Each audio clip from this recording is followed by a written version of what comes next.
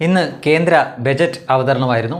ധനകാര്യമന്ത്രി നിർമ്മലാ സീതാരാമൻ ബജറ്റ് അവതരിപ്പിച്ച് കഴിഞ്ഞതിന് ശേഷം കേരളത്തിൽ നിന്നുള്ള കേന്ദ്രമന്ത്രിയായ സുരേഷ് ഗോപിയുടെ അഭിപ്രായങ്ങൾ അറിയാനും ബൈറ്റൊക്കെ എടുക്കാൻ വേണ്ടിയിട്ട് മാധ്യമപ്രവർത്തകർ കേരള ഹൗസിൽ അദ്ദേഹത്തെ ചെന്ന് കാണുകയുണ്ടായി.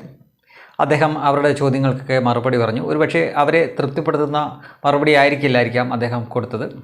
തീർച്ചയായിട്ടും അതിനുശേഷം എല്ലാവർക്കും നന്ദി പറഞ്ഞിട്ട് അദ്ദേഹം പോകുന്നു. അപ്പോൾ അദ്ദേഹത്തിൻ്റെ പിന്നിൽ നിന്നിട്ട് മൈക്ക് കൊണ്ടൊരു കുത്തു വെച്ച് തരും എന്ന തരത്തിൽ ആംഗ്യം കാണിക്കുകയും അതിനൊപ്പം ചുണ്ടുകൊണ്ട് കോക്കറി കാണിക്കുന്ന ഒരു മാധ്യമപ്രവർത്തകനെയാണ് കണ്ടത്, ആ ദൃശ്യങ്ങളിൽ കണ്ടത്. അത് മീഡിയ വണ്ണിലെ ഈ മാധ്യമപ്രവർത്തകൻ്റെ പേര് തൗഫീഖ് അസ്ലം എന്നാണ്.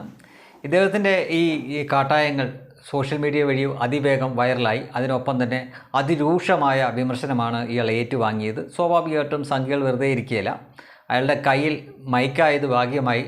വല്ല തോക്കോ ബോംബോ ഒക്കെ ആയിരുന്നെങ്കിൽ സുരേഷ് ഗോപിയുടെ കാര്യത്തിൽ തീരുമാനമാകുമെന്നും ഇനി ഇതേപോലുള്ള മധൂതി ചാനലിലെ മാപ്രകളെയൊക്കെ ഇതുപോലുള്ള കാര്യങ്ങൾക്ക് വിളിക്കുമ്പോൾ ഇവരെയൊക്കെ ശരിക്കും പരിശോധിച്ചിട്ട് മാത്രമേ കയറ്റി വിടാവൂ, എപ്പം വേണമെങ്കിലും പൊട്ടിത്തെറിക്കാവുന്ന ഐറ്റങ്ങളാണ് തുടങ്ങിയ കമൻറ്റുകളും പോസ്റ്റുകളുമൊക്കെ തലങ്ങും വിലങ്ങും പോകാൻ തുടങ്ങി. അപ്പോഴാണ് ഈ തൗഫീഖ് അസ്ലം എന്ന ഈ മാപ്രയ്ക്ക് മനസ്സിലായത് കാര്യങ്ങൾ തൻ്റെ കയ്യിൽ നിന്ന് വിട്ടുപോകുന്നു. അപ്പോൾ അത് ഉടൻ തന്നെ അദ്ദേഹം മാപ്പുമായിട്ട് വന്നിരിക്കുകയാണ്. ആ മാപ്പ് അദ്ദേഹം വിട്ട ആ മാപ്പ് ഞാൻ വായിക്കാം.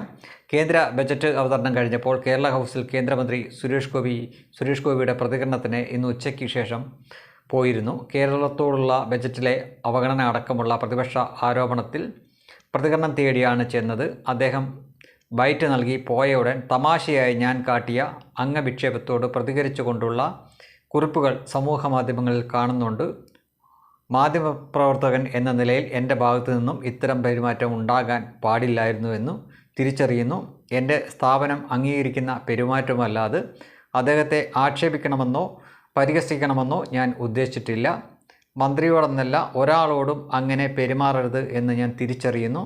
കരുതിക്കൂട്ടി അല്ലെങ്കിൽ പോലും എൻ്റെ പെരുമാറ്റം അദ്ദേഹത്തെ ഇഷ്ടപ്പെടുന്നവരിൽ രോഷവും വിഷമവും സൃഷ്ടിച്ചിട്ടുണ്ട് എന്ന് ഞാൻ മനസ്സിലാക്കുന്നു. സംഭവിച്ചു പോയ പിഴവിൽ ക്ഷമ ചോദിക്കുന്നു എന്ന് പോസ്റ്റ് ഇട്ടിരിക്കുന്നുണ്ട്. തീർച്ചയായിട്ടും അയാളുടെ രാഷ്ട്രീയമോ അല്ലെങ്കിൽ മറ്റെന്തെങ്കിലും കാരണമൊക്കെ ആയിരിക്കാം അതുപോലൊരു ഗോഷ്ഠി കാണിക്കാനും വിക്ഷേപം കാണിക്കാനും ഒക്കെ അദ്ദേഹത്തിനെ പ്രേരിപ്പിച്ചത്.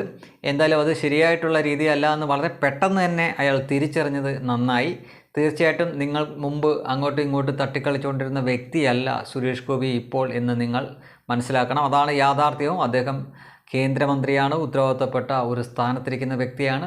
അദ്ദേഹം നടന്നു പോകുമ്പോൾ പിന്നിൽ നിന്ന് ഇങ്ങനെയൊക്കെ കാണിക്കുമ്പോൾ നിങ്ങളുടേതല്ലാത്ത ക്യാമറകളും അവിടെ ഉണ്ടെന്നും അതൊക്കെ ഇത്തരം കാര്യങ്ങൾ ഒപ്പിയെടുക്കുമെന്നും ഇന്ന് സോഷ്യൽ മീഡിയ കാലത്ത് അത് എയറിലോട്ട് പോയാൽ എന്തായിരിക്കും നിങ്ങളുടെ അവസ്ഥയെന്ന് ഏതാനും മണിക്കൂർ കൊണ്ട് തന്നെ ഇതിനകം തന്നെ നിങ്ങൾ മനസ്സിലാക്കി. ഈ മാപ്പപേക്ഷ പോലും ചൊവ്വാഗ്രഹത്തിൽ നിന്നാണ് നിങ്ങൾ ഇട്ടതെന്ന് എന്നാണ് മനസ്സിലാക്കാൻ പറ്റുന്നത്. അത്ര വേഗതയിലാണ് നിങ്ങൾ അങ്ങ് ശൂന്യാകാശത്തേക്ക് വിക്ഷേപണം ചെയ്യപ്പെട്ടത് എന്ന് ഇതിനകം തന്നെ മനസ്സിലായി കാണുമല്ലോ, അല്ലേ?